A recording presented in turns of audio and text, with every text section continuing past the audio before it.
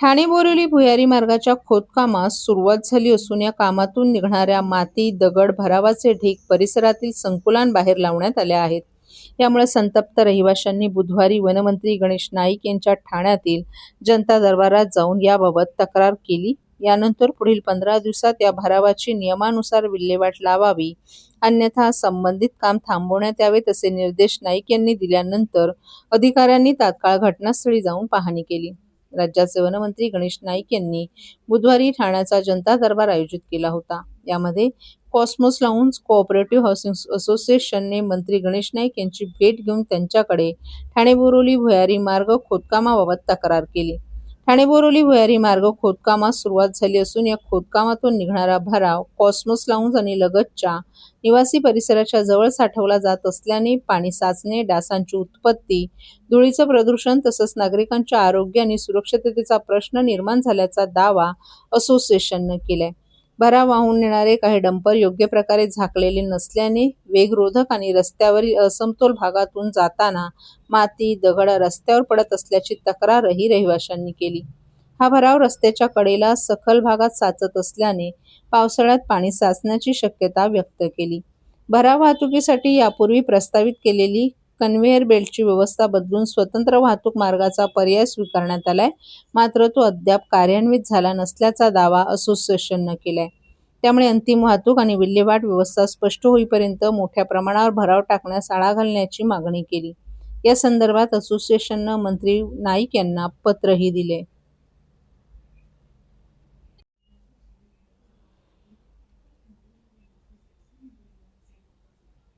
ठाणे जिल्ह्यात वाढत्या मानव-श्वान संघर्षाच्या घटनांना आळा घालण्यासोबतच भटक्या कुत्र्यांचे प्रभावी व्यवस्थापन करण्यासाठी जिल्हा प्रशासनाने आता कठोर पावलं उचलण्यास सुरुवात केली आहे.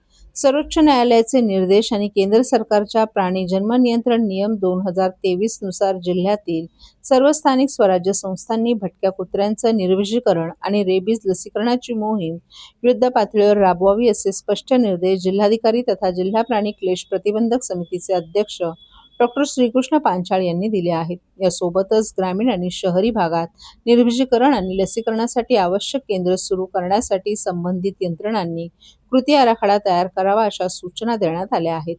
ठाणे जिल्ह्यात मानव-श्वान संघर्षाच्या वाढत्या घटना आणि भटक्या प्राण्यांच्या व्यवस्थापनाचा प्रश्न लक्षात घेऊन जिल्हाधिकारी डॉ. श्रीकृष्ण पांचाळ यांच्या अध्यक्षतेखाली विशेष उच्चस्तरीय आढावा बैठक आयोजित करण्यात आली होती. या बैठकीत जिल्ह्यातील परिस्थितीचा आढावा घेताना मानव आणि भटक्या श्वानांच्या संघर्षाच्या घटना कमी करण्यासाठी आवश्यक उपाययोजनांवर सविस्तर चर्चा करण्यात आली. सर्वोच्च न्यायालयाच्या निर्देशांचे तसेच शासनाच्या नियमावलीचे काटेकोर पालन करत प्रभावी उपाययोजना राबवण्याचे निर्देश यावेळी संबंधित यंत्रणांना देण्यात आले. जिल्ह्यातील सर्व महानगरपालिका, नगरपालिका आणि इतर स्थानिक स्वराज्य संस्थांनी त्यांच्या कार्यक्षेत्रातील भटक्या श्वानांच्या व्यवस्थापनासाठी ठोस नियोजन करणं आवश्यक असल्याचं या बैठकीत सांगण्यात आलं. यासाठी आवश्यक मनुष्यबळ, सुविधा आणि पशुवैद्यकीय यंत्रणा उपलब्ध करून देऊन ही मोहीम अधिक व्यापक स्वरूपात राबवण्याच्या सूचना देण्यात आल्या. भटक्या श्वानांची संख्या नियंत्रित करण्यासाठी केवळ तात्पुरत्या स्वरूपाच्या उपाययोजना न करता निर्विषीकरणाची प्रक्रिया सातत्याने आणि नियोजन पद्धतीने राबवणं गरजेचं आहे. त्याचप्रमाणे रेबीजचा धोका कमी करण्यासाठी भटक्या श्वानांचं लसीकरणही मोठ्या प्रमाणावर करण्याच्या सूचना देण्यात आल्या. ग्रामीण तसंच शहरी भागातील परिस्थितीचा स्वतंत्रपणे विचार करून आवश्यक केंद्र सुरू करण्यासाठी स्थानिक स्वराज्य संस्थांनी कृती आराखडा तयार करावा असे निर्देशही देण्यात आले. दादा, दात घासताय ना, मग पाणी का वाया घालवताय? ताई, भांडी घासा नाहीतर फोन पहा, पण नळ का चालू ठेवलाय? अंघोळ झाली ना करून, मग शॉवर चालूच. कपडे धुताय पण पाणी वाया जातंय, त्याचं काय? गाडी अशी धुताय आणि उद्या पाणी कायमचं संपलं तर? पाण्यासाठी किती जणांची वणवण होते. कित्येक कुटुंबांना तर पाणी मिळतही नाहीये. पाणी बोलत नाही, पण आपण त्याची किंमत जाणली पाहिजे. पाण्याचा अपव्यय टाळा, परिस्थिती भीषण होऊ शकते. प्रत्येक थेंब जपा, पाणी वाचवा. पाणी ही निसर्गाची देणगी आहे. पाणी निर्माण करता येत नाही. पाण्याची बचत हीच पाण्याची निर्मिती. ठाणे महानगरपालिकेतर्फे जनहितार्थ जारी. ठाण्यातील नौपाडा परिसरात आज हजारो अमराठी रिक्षा चालकांची एकाच ठिकाणी मोठी गर्दी पाहायला मिळाली. शिवसेनेच्या वतीनं अमराठी रिक्षा चालकांसाठी मराठी भाषा शिकवण्याचा उपक्रम राबवण्यात आला होता. या उपक्रमाअंतर्गत मराठीचे धडे पूर्ण केलेल्या तब्बल 1000हून अधिक रिक्षा चालकांना आज मराठी भाषा शिकल्याची प्रमाणपत्र वाटप करण्यात आली. मराठी भाषा शिकण्यासाठी मोठ्या संख्येनं अमराठी रिक्षा चालकांनी या उपक्रमात सहभाग घेतला होता.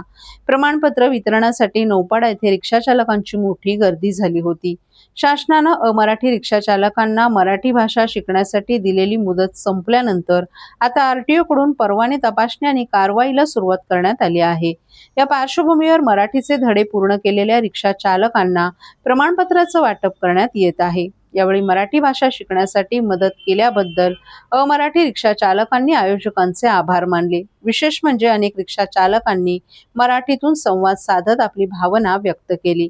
मराठी भाषा शिकून प्रमाणपत्र मिळाल्यानं रिक्षा चालकांमध्ये उत्साहाचं वातावरण पाहायला मिळालं.